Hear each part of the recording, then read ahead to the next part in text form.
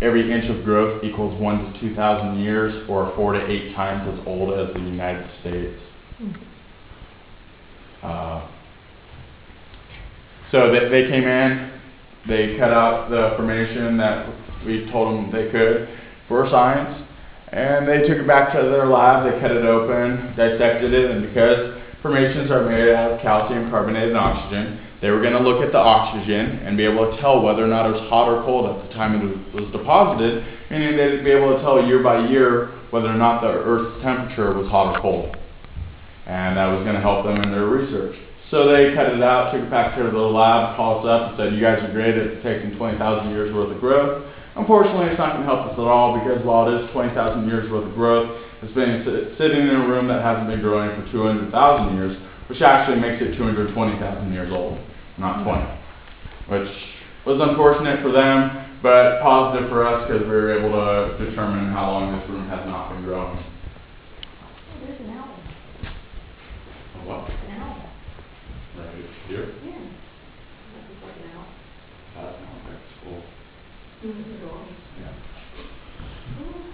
An owl's cool. If you guys look over here towards the end of the platform, see the formation right in front of me? This is called a soda straw. A soda straw is hollow. The water flows through the center of it, and that's how it continues its growth. A soda straw is basically a baby stalactite.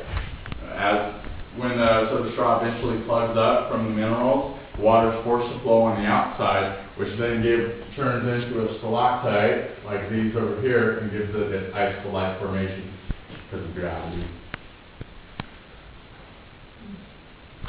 If you guys look towards the ceiling over here, you can see all kinds of examples of stalactites. There's a lot in this room. You look right here, you can see some more draperies, and then you look up some ribbons. Here's more examples of marble. I would have made a nice countertop if the rock quarry had its way. As I was saying before about the concentrations of helictites, you guys look over here, there's a lot of helictites there. Another cave would be blown away. Walk with me.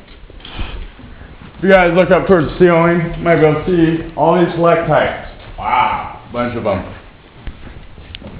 Then you look up here into this room, which is called the Dragon Flare. It's the most decorated room of the cave. It has more helictites in that room than any other room that we've discovered so far. It is actually still growing. That room has water in it, which is kind of neat. And then when the National Speleological Society came into Black Chasm, they didn't see that room. When the Forest Service came into the cave, they didn't see that room either. That's not what they based the concentration on. What they based their findings on was the wall located behind me.